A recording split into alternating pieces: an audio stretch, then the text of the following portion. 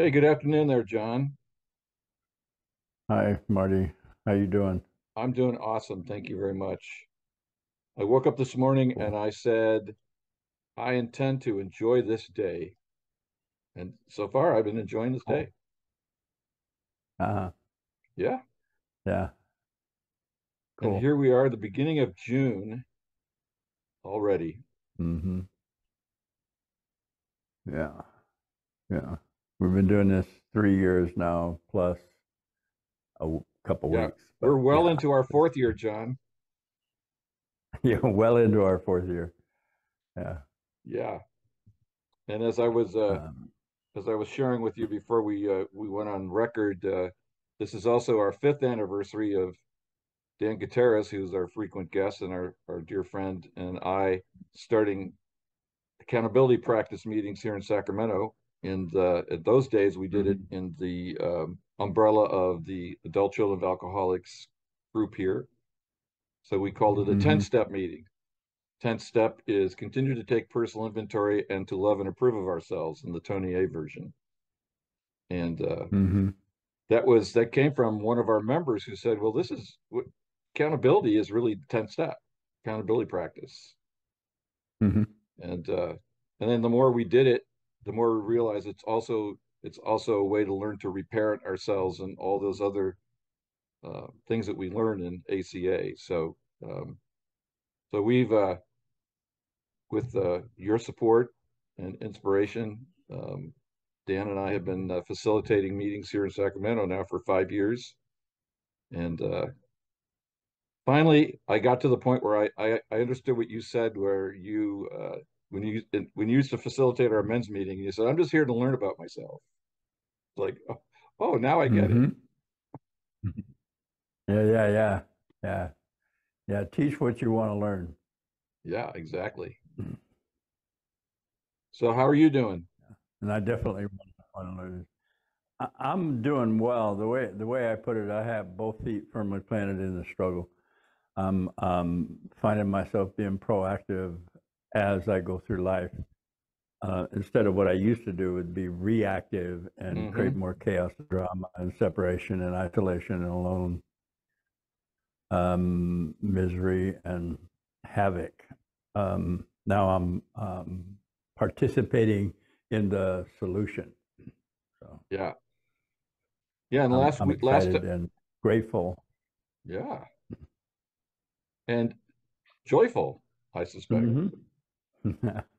Well, I don't know. Joyful is it's not one of my main focus. Present and aware, and I find that joy is an element of that. Yeah, that's my experience too. Yeah. But I like to name it because ACAs tend to find joy as something that we don't usually think about. Right. Yeah.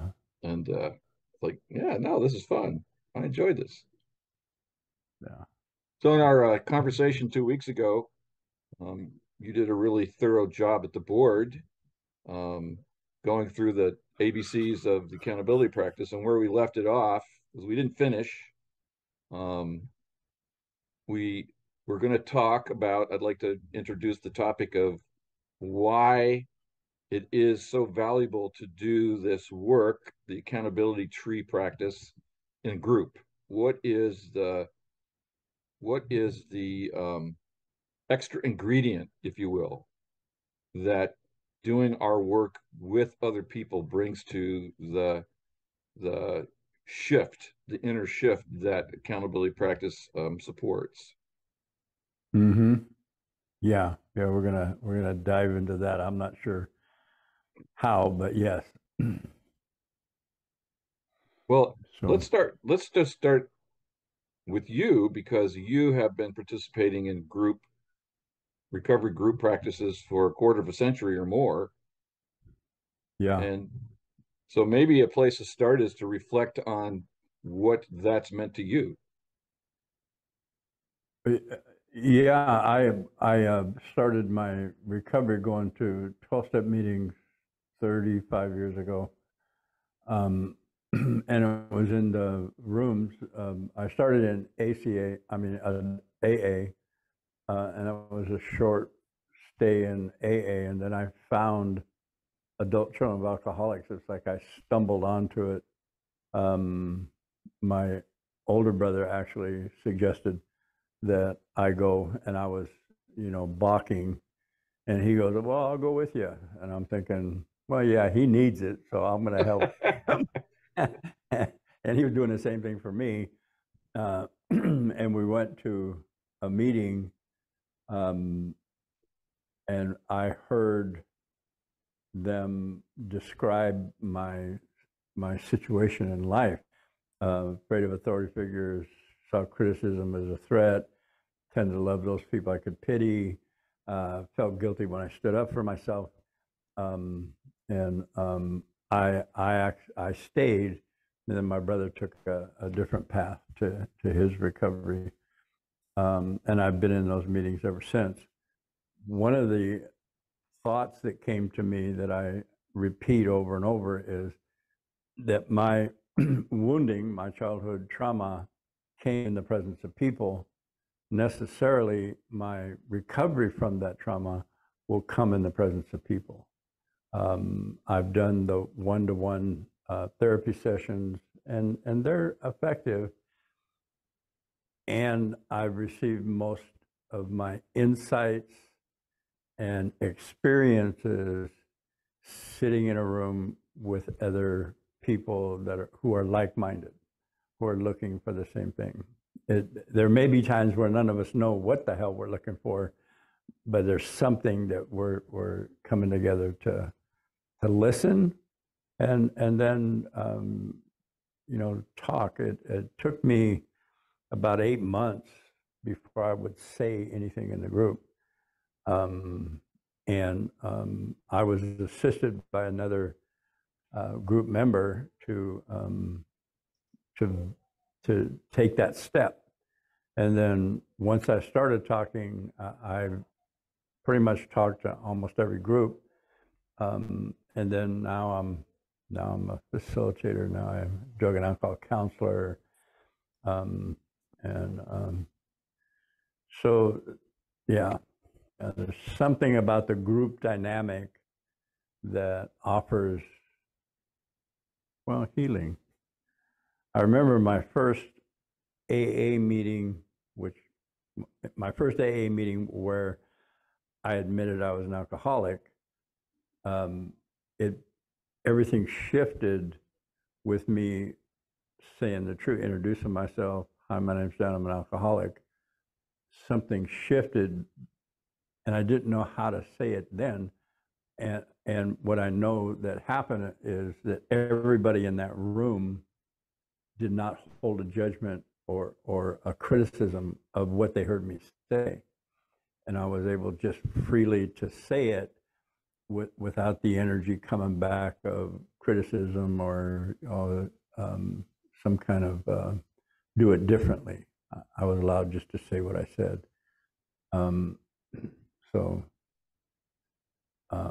That's my wounding came in the presence of people. Necessarily, my healing is going to come in the presence of people. And what I've learned about myself and as a human being is, and we all talk about this, we all know that we're social beings, we're social animals, we thrive in community. In fact, I've come to see that the Darwinian theory of survival of the fittest, my truth is, if I cooperate with a group of people, my chances of survival go way up. It's about learning about myself, experiencing myself with other people, and actually experiencing myself in my own judgment and criticism, and just watching it and knowing, wow, I'm critical. That person, and then grow through that. So I don't know where that leaves us here, but well, that parallels my own experience. I did the I went to my first ACA meeting and somebody took me. Actually, my therapist took me. My therapist had just discovered 12 steps, and so he had the fervor of the newly converted, Oh, and okay. Yeah, yeah. took me to I this know meeting. that. Yeah, and he took me to this meeting in San Francisco. It was in a congregational church on the border between the Castro and Haight-Ashbury. So Uh-huh. it was very funky. Let's just put it that way. And it was a big meeting. There were 50, 60 people in this thing. And it was the first time I'd ever been in a group experience. And it was scary and exhilarating all at the same time. And I remember when it came time to introduce myself, I just boldly raised my hand. Any newcomers here? I raised my hand and said, "Hi, my name's Marty." And everybody said, "Hi, Marty." And that freaked me out. It's like, what? Like people are paying attention. And Yeah, yeah. so I think I've shared this before and with you on the podcast, but I went to that meeting for a year, once a week for a year, and I hated it for 11 months.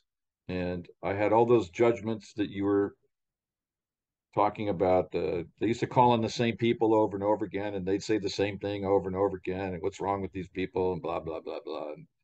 Um, but I intuited that there was something there for me if I would just keep coming.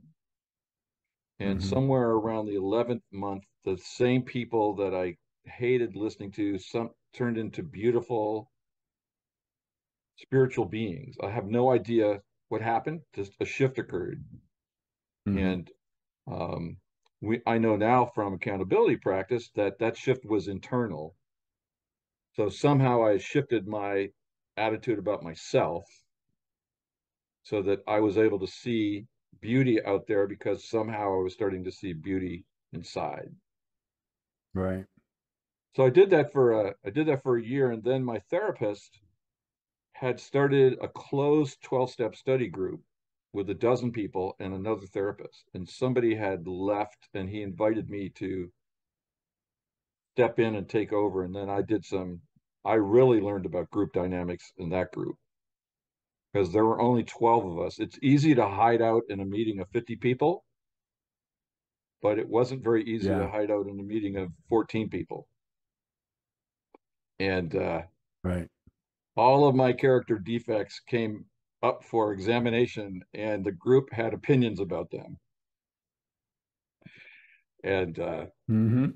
so I uh, I felt very vulnerable and exposed and beaten up. I got really well beaten up, um, and deservedly so, but I didn't understand it at the time. And but what happened was, Was that a like a go ahead. was that like a facilitated group? Yes, there were two Was that a therapists. facilitated group? Yes, Okay. with two Okay. therapists. Yeah. Yeah, Yeah. and Yeah. so I exhibited a behavior that the group interpreted as betrayal. And because I said something about, I commented on something that someone had shared in the meeting in a public setting. And Mm-hmm. the group did not like it. And so they basically called me on the carpet. And um, so what I learned is I learned to be vulnerable. These people taught me how to be vulnerable because they were blunt, they were direct, and they were determined to help me learn from the process, and they determined to love me through it. And that was my first taste of the value of group work, that these people were um, incredibly loving. They were they basically loved me enough to say, we're not putting up with any of your bullshit. We're not interested in that. We're interested in who you really are behind the bullshit. And I remember I was sitting on the floor of this room and I'm like crying. I'm like in a puddle on the floor crying away. One of the guy goes, "Now this is the Marty we want to see and know." And that shocked me. Mm-hmm. That statement shocked me because what I was feeling was defensive and that I was on the brink of being kicked out. And so what I learned is no, no, that's childhood. We know, again, we know this now. Childhood trauma, family of origin, dysfunction, defense mechanism, doing its thing, doing what it was designed to do, programmed to do, and then Right. being blindsided by reality. And the reality was nobody was out to get me. Everybody was on my side. Right. Right. Oh Everybody my God. wanted, everybody wanted me to find the breakthrough. And I had no preparation for that whatsoever. That blew my mind. I was like shocked. So for me, so this probably happened about halfway. I did this group for a year. It was the year before I moved to Sacramento. And so this probably happened about halfway through the that year. And so I spent the balance of the time um, learning about what had happened and learning Mm. about, okay, so testing the limits of this newfound sense of love and inclusion, um, and it was remarkable. So what I concluded, and particularly as I've been doing this accountability practice now for a dozen years with you, and then after you left, and with Dan and the others here, is that what the accountability practice really is teaching me is how to love myself unconditionally. And the group loves me more than I do. That my experience Yeah. is that the group is essentially this proxy for my own self-love, that Right. they hold me up until I learn to stand on my own 2 feet. And Yep. so the the value to me of the group process is that this this experience of unconditional love, which is all little Marty ever wanted, it's all he wanted and wants and didn't get, is given to me Right. in this this intercommunication, this community of people who they're all working through their own stuff and they're still willing to give me the benefit of the doubt all the time and to see me the way God sees me, even when I can't do that. Mm-hmm. So that for me, that's the value of the group, is the group is teaching me how to love myself. One of the things I heard them say, and I thought they had it written down, and they may someplace, but I can't find it anymore. But what I heard them say is, "We will love you until you could love yourself." Yeah, exactly. And another way to say that is, accept you until you can accept yourself. Um, and that's certainly what happened. And it is what I find myself as a facilitator is holding space for people just to simply experience themselves. And there's agreements in the meeting, especially the accountability tree, intentional living, is that we agree that there's a facilitator and is going to offer you feedback based on what I'll say me as a facilitator, what we hear you looking for. What do you? It's one of the questions I ask before I do any engagement is, what do you want that you don't have? And then we make an agreement that if you're open to it, I'll talk about what's standing in your way, and then dialogue with you, and see if we can't bring that into awareness, what the obstacle is. And generally, the obstacle, the way intentional living frames it, is everything inside me. my total experience that led me to the realization that I'm lacking something is totally inside me.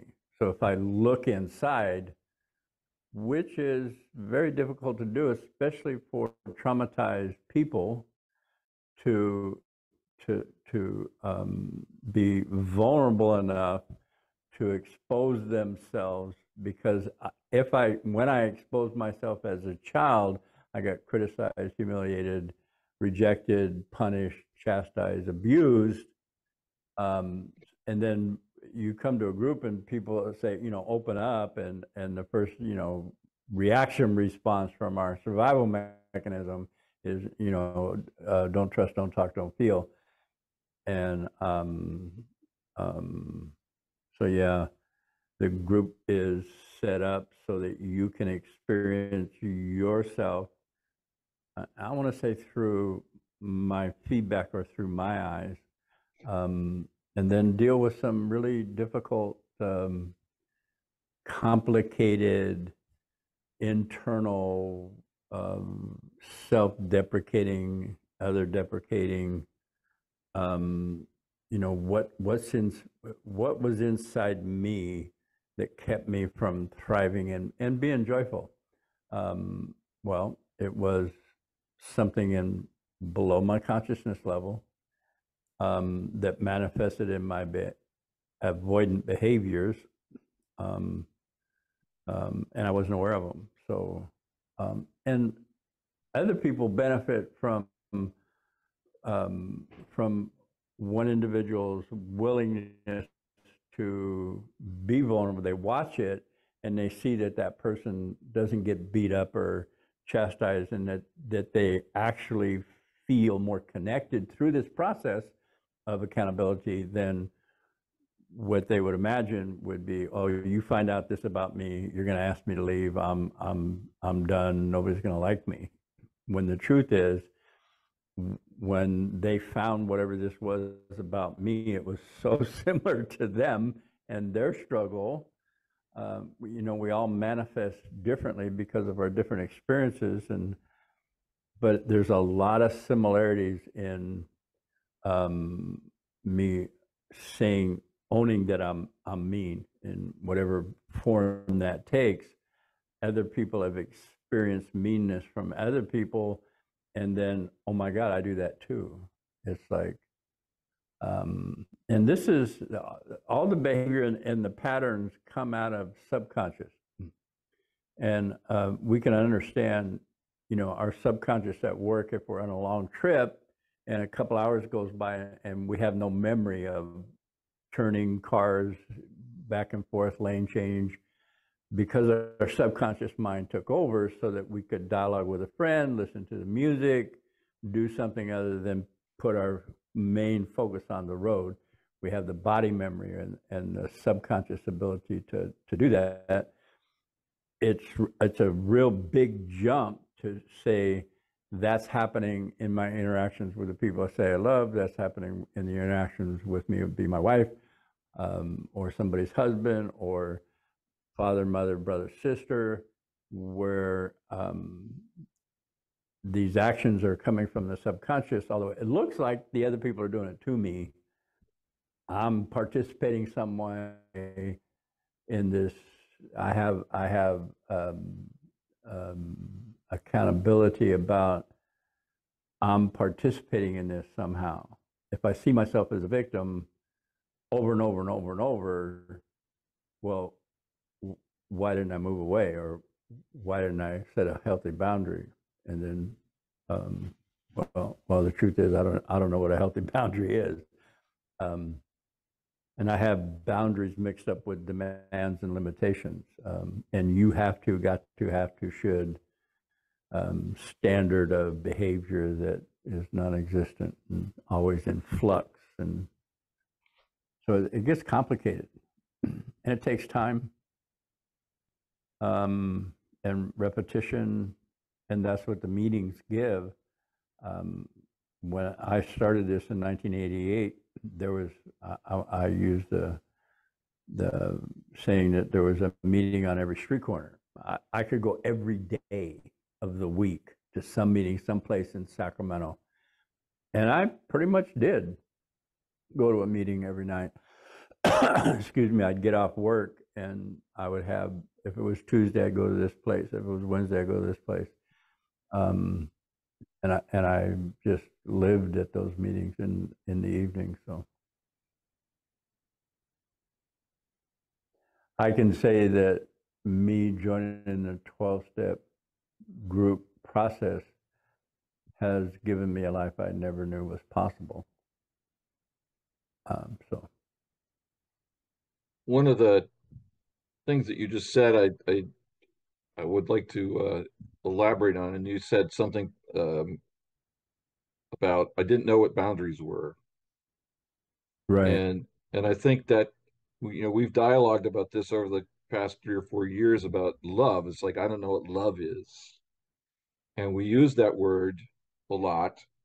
And you came up with an exercise that you call love equals to help us, Oh yeah. first of all, just confront the use of that word, because that word is so loaded, and it's fundamental.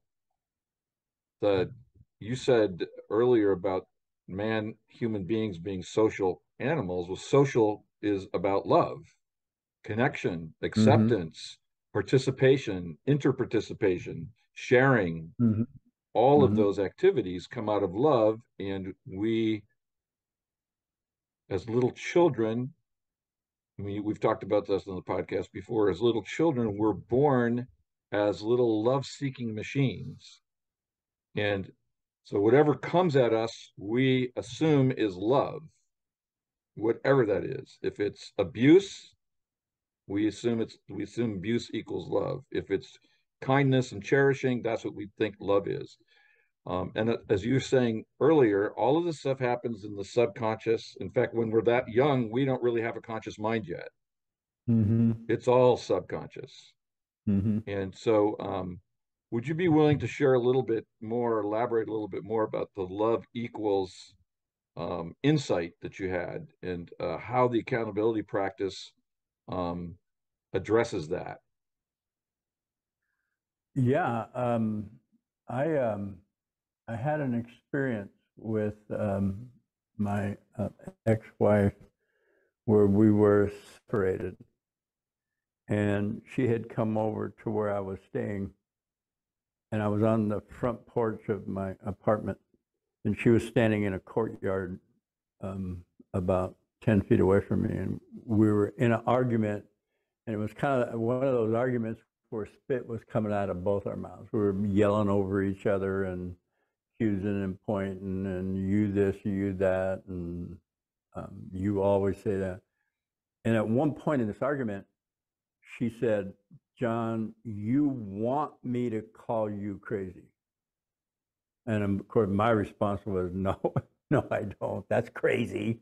That's insane. I don't want you to call me crazy." And we argued some more, and she goes, "Okay, John, here it is. You're crazy." And Marty, a little voice in my head went, "See, told you." And at that moment, yes, she was right. I was posturing in every way to look insane, just so she would say that, so I could point at her and say, "See, you don't know me," or you whatever that. But something clicked. She left, and in this realization, I'm like confused and angry. It's like, what, how could I actually, and then realize that I was actually doing that, and then I could see that I had done that in all my relationships, every work relationships. It was. So I went into my apartment, and I was mad at God. I actually got mad. Okay, screw you. I was like 10 years into recovery. I said, "Screw you and your recovery." The apartment I had was behind a strip mall, and there was a stockman's club right there. And I'm going to go get hammered. Maybe next lifetime I'll do this recovery thing. I'm done. I'm done. Please. It is too painful and confusing. So I had enough wherewithal to go lay down. Just lay down. I put on some meditation music with some drumming music. And I just took a couple of breaths, and I thought, well, the thought came to me, and in 12 steps, they talk about forgiveness and praying for the other person that they have everything in their life and they be fulfilled. And I thought, well, shit, I'll do that. And so I go into my safe place, my contemplation place, and I go, okay, I'm going to forgive her. And then all the invisible means of support that are in there, the spirit, I don't know, I heard this laughter, like rolling over, side-splitting laughter. And I'm going, what? Are you kidding me? I'm doing what the 12 step says in forgiveness, and y'all think it's funny? I'm done. It's like this, oh. And then this thought came to my mind. John, she didn't do anything to you. You didn't ask her to do. Oh, okay, I got that. I did. I got that. And then I heard, John, you have love mixed up with rejection. You got the message. To be loved, there needed to be an element of rejection. If the rejection wasn't there, you would create it to feel love. Blew me away. It just, and then it says, what do you want? What do you want it to be? You get to choose. And then the thought came to me, okay, to me now, love equals acceptance. And I said that, I actually said it out loud. And in that moment, it was one of those epiphany, knocked off a donkey kind of moment, you know, with this lightning. Everything shifted. It flushed through me. I walked outside of my apartment. Colors were brilliant, magnificent. I walked by this half wine barrel full of little flowers, and I had a canopy of these little red flowers all over it. And I looked at those flowers, and I'm thinking, wow, this, I could see it, almost taste it, smell it, the texture. I'm thinking, holy cow, I didn't see this before. And what I got in that moment is I was looking through the filter of rejection. And I saw through that filter, which there was not a whole lot of beauty in my life. And from that moment on, I became discerning about who I would talk to, about my relationship with women. I remember I was, like I said, behind a strip mall, and on one side of the entrance, this little alleyway was a coffee shop, and I'd sit there and have coffee out in the air. And this local woman came and sat down, and we're talking, and for the first time in my life, I was discriminating. I was discerning, and my thought was, yeah, probably not a good idea to like get too close here. It was like, okay, so in that moment of truth, I had love mixed up with rejection. In other words, I needed rejection to feel love. Now I had love with the element of acceptance, and this is not all it is. It's just an ingredient, and it was a what I call a BFO, blinding flash of the obvious, that my subconscious manifested a lot of pain and chaos and drama in my life that was no longer in play. I had actually replaced it with acceptance. Not that all my troubles were over by any means, but I was in a different place. I was from a different perspective. And this happened in the late 90s, and I started working at Sacramento County Jail, I think around 2004, 2005. There was a young man in the downtown jail that was struggling. I could see that he wanted to be accountable, but he was struggling with this concept. And I remember asking him, I said, what do you think you got love mixed up with? Like it was a normal question, you know? And he looked at me with these big eyes. He said, what are you talking about? And I told him that story. And I spontaneously took him through an exercise where I asked him, what was your relationship with your mother? And he would talk about from the ages of 3 and 7. I don't know. It just came to me. Okay. And then I said, he'd answer, and I'd hear these little snippets about saw him as a burden, or she put all her love onto him, like the smother mother, and dismissed her husband, or she lied to him, or she abandoned him, or something. Then what was your experience with your father between 3 and 7? And as they told me about how they related to their mother and her father, I could see the message that that little boy got from their actions, not so much from what they said, from their actions. So then I would go through a litany of love equals I'm a burden, love equals I'm not worthy, love equals being betrayed, love equals being left. And I'd go through this litany and I'd ask them, just listen and see which one like hit you in the chest like a hammer. And they would come up with one. There would be one I said or one that they came up with. John, I have love mixed up with I'm a burden, I'm a pain in the ass. I'll say, oh, okay. Nice deep breath. What do you want to change it to? Right there in the frequency of realization of truth, they go, oh, I want love to equal loving kindness. I want love to equal I'm enough. I want love. And then I started doing that exercise routinely with people. And it's an amazing exercise. And we were talking before the podcast started about, talking about this. It is my intent to love myself. Well, what does that mean? It is my intent to receive love. Well, love is a big word. The other thing my ex-wife gave me is I knew, and this was a realization along with the realization that I was asking for rejection because I needed rejection to feel anything. Okay. I knew that she loved me. I could see that she loved me. And when she said, I love you, I could feel that that was true. But the way she did it was untenable. It's like I couldn't be, and the way I did it was, I'm not like blaming her, but the way I did it was untenable also. And we actually fit like lock and key, codependent, counter-dependent. It was the perfect storm for each one of us to realize something about ourselves. That added to when I realized how I expressed love through self-deprecating behavior. I expressed love through, somebody would accuse me of doing something and I knew I didn't do it, but then I would watch my body posture like I did. I'm like, what am I doing?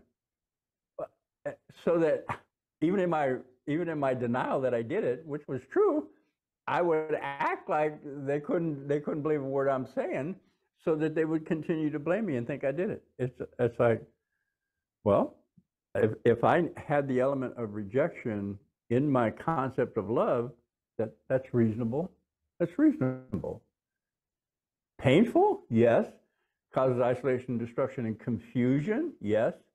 Causes pain in the other person because of the craziness of the chaos and drama that it caused? Yes, all that happened. It wasn't out of alignment with what happened to me as a child. My mother, I was the second child. My mother wanted a girl baby. Voila, here comes John. He's a male master. He's got a penis, and it's like total disappointment. So I felt that. My mother was loving, and she did the best she could to love me, but she had this underlying disappointment that I felt. And so, oh, I love you. Okay, I'm not right. There's something wrong with me. And this is Gabriel Monte says complex post-traumatic stress.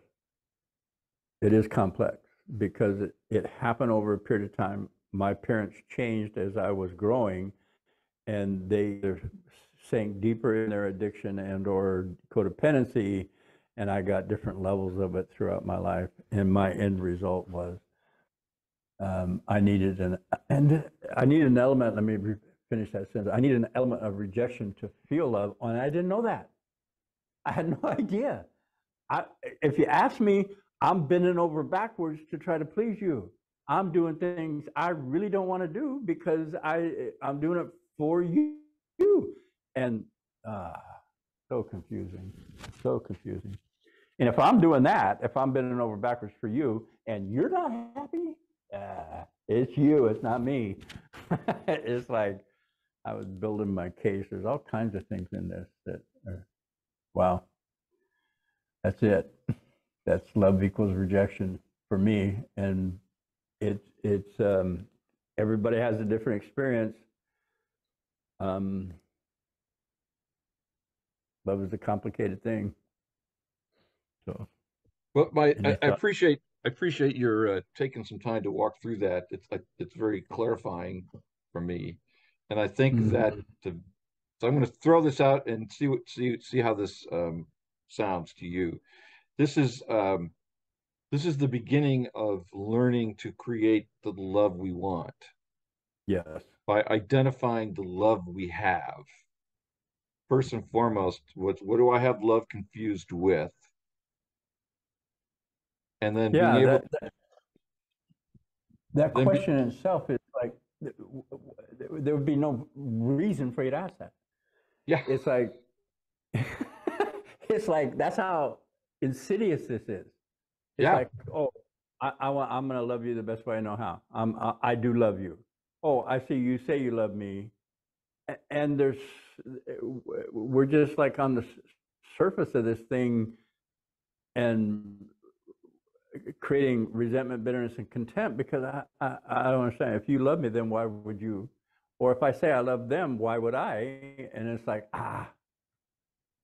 Right, but yeah, the thing that I came to understand is that that love equals the thing I had love confused with is how I treated myself. So if you have love confused with rejection, then you're living in self-rejection yes, and then projecting that onto partners, not just people that you are in love with, your wife, your right, right, children, but business partners, people that you yep, meet casually, whatever, because that's the that's the unexamined assumption that we just know to be true without being able to see it. It's that old metaphor about the fish don't know they're in water. right, They're just yeah, surrounded by it and they inhale it and all that stuff. So what what the the one of the great learnings that I've learned from the accountability practice and when you introduced to us the idea of the love equals exercise is that began to help me create clarity because the second question is the question that you asked earlier in your exploration of this is okay, so what do I want love to be? I right, can't I can't I can't create the love I want until I know the love I have. correct. So once I see, so for me, I had love equals I'm not good enough to be with anybody, so I got to be all alone. Mm-hmm. And Mm. so what? And so I would treat myself that way. It's like I'd just be isolated. This I was. I think I told you this once. I was looking at pictures of me and my five siblings, group pictures.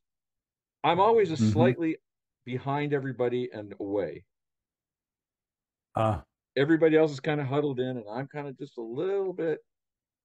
I'm there, but I'm not there. And it's like, oh my right. God, look at even in posing for group pictures, Yeah, there's yeah. there's love equals right in the frame. So once I got that, it's like, okay, so what do I want it to be? And this is maybe we could talk to this a little bit more with respect to the power of intention, because I didn't know what love could be anymore. Once I got that, I've created this sense of aloofness as a dynamic that permeated my life. It's like, well, shit, what do I want? Oh, well, gosh, I want to feel accepted. I want to feel important. I want to feel all these, whatever these things came up. And you would say to us, it's like, okay, well, you don't know how to do that, but you know how to set an intention. And for me, you don't use this terminology, or I haven't heard you use this terminology, but I do, which is that intention's a prayer, and it's a direction to the higher power to deliver to me that which I can't deliver to myself. So Right. Yeah. I intend to accept myself unconditionally. Like, oh, I don't know how I'm going to do that, Right. but Right. it initiates a process. There's a connectivity that we have to the infinite that is initiated when we say those assertions, those intentions. And Right. um, and you know, I know it's not necessarily important for anybody to understand how that happens, because I'm here to say it works. Something Right. shifts. Telling the truth starts with, this is the accountability practice. Where do I find myself right now? What's the truth of my situation right now? Tell the truth. Experience the feeling of telling that truth, and then ask me what I want, and then turn that want into a statement of intention. Correct. And it's sort of like what you said earlier when you were referring to your foray into 12-step work, that it created a life that you had no idea you could possibly have. And Correct. that's exactly true for me with the accountability practice. Um, and Mm-hmm. it's it's almost it's almost it's almost useless to say what this life that I've learned to be able to create with my higher power has brought me. It's like I can't even, the distance between what I thought 20 years ago and the way I understand it now is, it's like it's like the distance between the Milky Way and the Andromeda galaxies. It's that far away. Right. That And far and, away. Yeah. and that's okay. That's cool. It's like I don't what that tells me is tomorrow I might discover something of equidistance from what I know today. And Mm-hmm. I'm open to that. So when we started talking last week, and you walked us through the board, the different elements of the accountability practice, and the four constants of relationship, and the obstacles to what I want, and all those kinds of things. As I said Yeah. to you earlier, I was reflecting that this is all about learning to love and learning to create that sense of love as a feeling state, as well as a set of behaviors that I didn't know was possible. And it starts with the truth. And you said earlier, when you're talking about when we're in a group setting and one of us comes to a truth that may have been difficult to own up to, like, you know, as I've shared with you in the podcast before, when I first learned that I liked being in debt, and there was a part of my there's a voice in my head said, that's a shameful thing to say, don't say it. And I said it anyway. Mm-hmm. And then everything shifted. Yep. So that's telling the truth. What Mm-hmm. you said, and I've witnessed this hundreds of times, is that when someone is able to share what he or she had thought was a shameful truth and shared it anyway, and then had that experience, the body relaxed. The body said, it's about time you told the truth. This in-depth experience, it couldn't have turned out any other way. How that changes the group. Yes. I mean, and I'm sitting there going, oh my God, I hope I can survive this moment. And without a clue that it's also giving a gift to everybody else in the room. Yeah. And that's to me the mystery of love. It's that this way that when we tell the truth, there's an automatic experience of love. There's It's like a joy, it's a relaxation, it's a serenity. You know, again, these words pale in terms of the actual experience, but there's something. Anytime I've watched somebody tell the truth, I fall in love. Yeah. What came to mind is when people report being next to an enlightened being, whether it's a guru from India or I don't know, You, just being in the presence is like tranquil, peaceful. So one of the things I came up with in the jails, because they talked a lot about that, well, a lot about, but they, sometimes the guys would try to throw me a curve and say, what is love? Because I'd say, I love myself. Well, what is that? And what I came to that made sense to me, that love is a state of being. It's a frequency. And there's different degrees of love. And whatever frequency I find myself at, from this frequency, my actions happen. Like before I got into recovery, my frequency was depression, anger, resentment, bitterness, and contempt. So my actions were, screw you, you're always messing with me, some kind of emotional, verbal, and or physical violence, justifiably so, because that's where I was vibrating at. When I got into recovery and started learning things about myself and owning things like I'm an alcoholic, it's like something shifted my frequency. What I'm understanding now is that my frequency, my vibrational, we can call it point of attraction, was increasing. And I started acting from that again. And that's the beauty of the accountability tree. I don't know if I can get up on the board right now. Let me see if this works. Oh, you can see the board there? yeah. Oh, good. Yes, sir. Me owning addict, codependency, or whatever the avoidant behavior was, workaholic, rager, violent, resonated with the pain that caused that.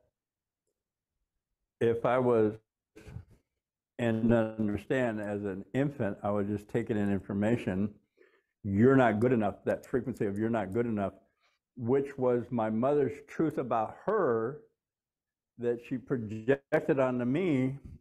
I got the message, I'm not good enough. So to feel loved, that was part of love. So this mechanism, we call it the reticular activating system, brainstem, midbrain, hooked into my survival, says the way I survive is maintaining my state. Yep.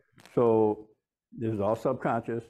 So in maintaining this state, subconscious, like to feel loved, I needed this element of rejection. I had no idea. Put me right here, posturing in a way that was crazy looking so I could get the rejection I needed that I didn't know even I had it was a frequency. And when she put words to it, it was like, that was the truth. In my mind, that little, our conscious, that voice, God, I don't know what it is, but it says, wow, yeah, oh my God, you did. And then I brought that to here, no blame, no judgment. This is my interpretation of unconditional love. I'm probably far off, but it's working for me now. That when I got to this truth, I had love mixed up with rejection. I didn't blame or judge. I felt the truth of that, which put me in an emotional state, which was encoded the pain that led me to that realization, to that point, that, what did I call it? Vibrational state, point of attraction. And then I said, we use the word intent. Actually, what I said, to me now, love equals acceptance. It is, I'll say now, it is my intent to know that love, part of love is acceptance. That's that word intend, or the realization like I said, to me now, love equals acceptance, is a command to this mechanism from the vibration that caused the problem to raise the vibration and give me a different result automatically. It's like I went outside and things were brighter. My body was able to receive now. I didn't go, I'm gonna walk outside and look at the flowers and see what I didn't see before. I had no idea. When I saw them, I did realize that a filter had been removed. And I'm seeing what's really there instead of how I filtered it, subconscious. So this is the mechanism. Reticular activating system, net-like group of cells that filter out and maintain frequency for survival, which created the behaviors or addiction, codependency. And saying the truth, I don't know if I'm repeating myself right now, validated the pain from which this manifested. Okay, I'm going to see if there's any questions you have. Thoughts, questions, comments. Well, just to put the exclamation point on it, which is that same mechanism in your subconscious that generated those results can now be reprogrammed to generate the different results that you said you wanted when you did the accountability practice. Correct. The what do I want, I intend. Exactly. And as you said, automatically. Yeah. I didn't know how to look at flowers differently. Right. I didn't even know there was such a thing. Right. And it happened to me. Yeah, exactly. I didn't know that this discerning quality that comes with this state, this frequency change. I didn't know that I would then become discerning about who I thought to get close to. I don't know if this, before this happened, if a woman passed me and slowed down, we were in love. It's like I had this distorted idea of attraction, love, and it shifted. It changed based on me finding the truth out about myself with the help of my ex-wife. That's important. And then with the help of the meditation, which are invisible means of support, and then reframing it. When I reframed it in real time, it healed the pain from which I needed rejection. I no longer need that. Now I just got to catch up with shit's new. Everything looks new, different, and then do it again, and do it again, and do it again. Right. So, yeah. Yeah. I'm gonna come sit down. Well, and just to put the point, so we're going to wrap up here. To put the point on what we were talking about at the beginning, is doing this in a group of people. Yeah. Brings the power of their attention and focus into me. So it becomes shared experience and reinforces that new intention that we set for love to be in our awareness and in our feeling state. Right. So, and this is another example with my ex-wife in that argument. My wounding, my conception that love needed an element of rejection in my subconscious came in the presence of people. The healing came not the right way, but in our interaction, the way it was, healing came. I said I'd been in recovery for 10 years, so I had some inkling that I had a part in something. It wasn't all her.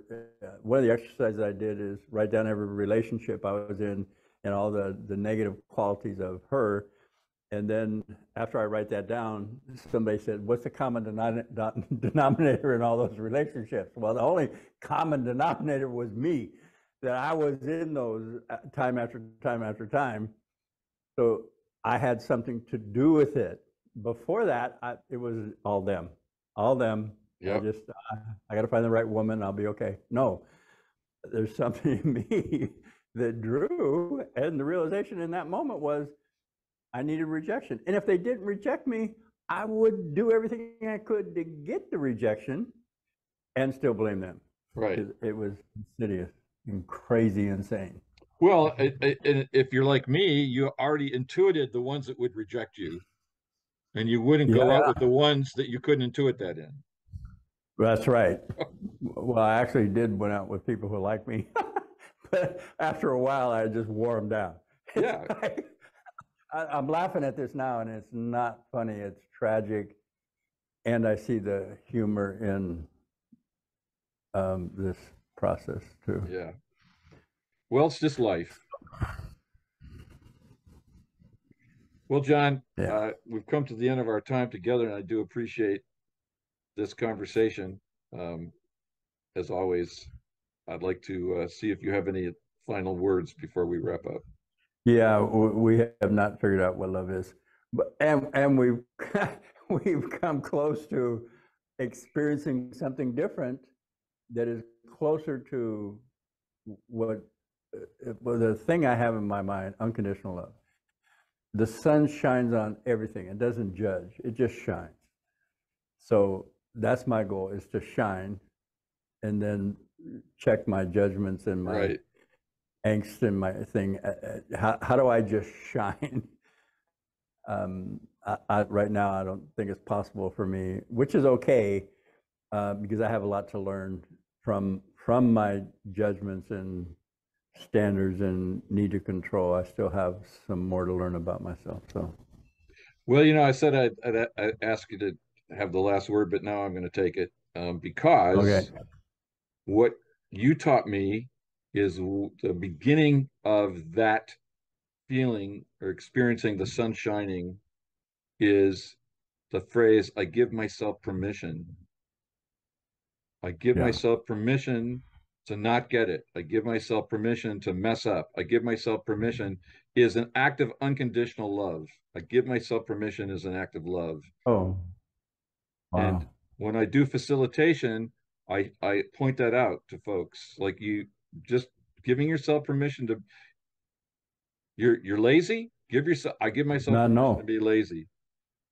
That's the that's the that's the phrase that is the lets the sun in.